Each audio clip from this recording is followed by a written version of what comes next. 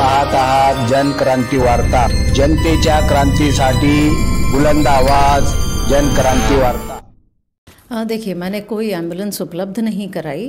मेरा नाता मुख्तार अंसारी से मैं पहली बार मिली थी 2009 में, क्योंकि जिस मकान में मैं किराए पे रहती थी वो उस भीटी मऊ में मैं किराए पे एक मकान पे रहती थी, और उस मकान को इनके ही मुख्तार अंसारी के किसी करीबी ने ख़रीद लिया था। और जैसे ही उन्होंने मकान ख़रीदा, उसके बाद रोज़ कोई न कोई हमें डराने धमकाने पहुंच जाता था कि हम मकान खाली करें। उस टाइम हमने कोर्ट में केस डाला, लेकिन कोर्ट से बहुत टाइम लगता है तो कोई सुनवाई नहीं थी। तो उसके बाद हमने पता करने की कोशिश की कि भाई हमें क्यों परेशान किया जा रहा है और उमेश सिंह हैं कौन। तो पता चला कि वो मुख्तार अंसारी के बेहद करीबी हैं और उन्हीं के नाम पे हमें डराया धमकाया जा रहा था। तो हमने सोचा कि चलिए हम उन्हीं से बात कर लेते हैं। तो हम उनसे मिलने गए। वो हमारे विधायक थे और उनको हमने अपनी पूरी बात बताई। हमने कहा कि भाई अभी आप हमें बेघर कर देंगे तो हमारे लिए बहुत मुश्किल का काम है, क्योंकि हमारी बिटिया अभी पढ़ने गई है अमेरिका, और हम अगर बेघर हो जाएंगे तो उसकी हम फ़ीस नहीं दे पाएंगे, उसको पढ़ा नहीं पाएंगे। तो उन्होंने हमारी सारी बातें सुनी और उन्होंने कहा ठीक है डॉक्टर साहब, आप 5 साल कितने दिन रहना चाहती हैं। मैंने कहा जब तक मेरा मकान बन नहीं जाता है तब तक मैं रहना चाहूँगी, जो भी किराया चाहेंगे उमेश सिंह हम उनको दे देंगे। तो उसके बाद से मैं 5 साल रही हूँ उस मकान में। और अभी उसी घटना के 2-4 साल बाद उन्होंने किसी को भेजा कुछ डॉक्यूमेंट्स के साथ कि वो मुख्तार अंसारी मतलब कोई उनके नुमाइंदे आए, क्योंकि वो तो जेल में थे। तो कोई आया डॉक्यूमेंट्स के साथ। किस सन में मैम? ये याद नहीं है। अच्छा जी। लेकिन अभी मुझे पता चला है कि वो एम्बुलेंस शायद 2013 की है। अभी मैं वहीं उसी मकान में थी जी।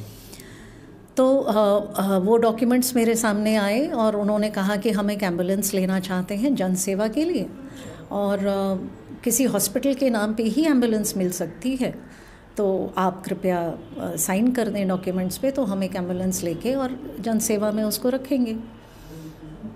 हम उनको ना नहीं कह पाते थे, नहीं कह पाए। उनका हमारा एहसान था कि हम बेघर नहीं हुए थे।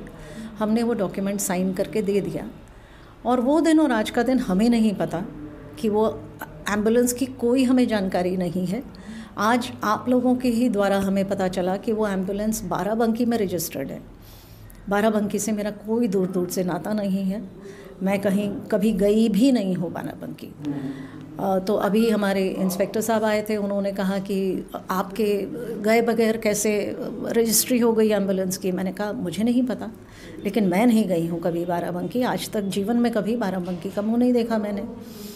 मैं 19 साल से मऊ में हूँ, मेरा अस्पताल मऊ में ही चल रहा है, और जो भी नाता यहाँ मऊ का हर नागरिक का मुख्तार अंसारी से है वो मेरा भी है। वो हमारे विधायक हैं और मैं मऊ की नागरिक हूँ। नहीं, मैंने अपना एहसान का बदला चुकाया था बस। उसके बाद में मैंने उसके बारे में कोई भी संज्ञान लिया नहीं। मैंने अपना जो भी करना था, मुझे लगा कि उन्होंने मुझे बेघर होने से बचाया है। मैंने एक डॉक्यूमेंट पे दस्तखत किया है उनके कहने पे। उनके भी नहीं, वो नहीं थे, कोई और था। किसी के कहने पे हमने एक डॉक्यूमेंट पे साइन किया है। लेकिन वो एम्बुलेंस का उसके बाद मुझे कोई जानकारी है ही नहीं कि वो आई भी, एम्बुलेंस आई भी, वो खरीदी भी गई, नहीं खरीदी गई। मैंने आज सुना है कि वो फाइनेंस भी हुई थी। मुझे उसके बारे में कोई कुछ भी जानकारी नहीं है। अच्छा, देखिए, वो जिनकी भी मदद करेंगे उनका एहसान माना ही जाएगा। जैसे कहीं ना कहीं मैं भी मानती ही हूँ कि भाई मुझे बेघर होने नहीं दिया उन्होंने, उसके एवज में उन्होंने जो मांगा मुझे देना ही था। तो मैंने उतना भर का गलती किया है कि मैंने कुछ डॉक्यूमेंट्स पे सिग्नेचर किए। अच्छा, आप मानती हैं कि ये आपकी गलती है? डेफिनेटली। आज तो आप लोगों ने मुझे गलती का एहसास करवा ही दिया, लेकिन मुझे लगता है कि 100 बार अगर ऐसी सिचुएशन आएगी तो 100 बार यही काम करूँगी मैं।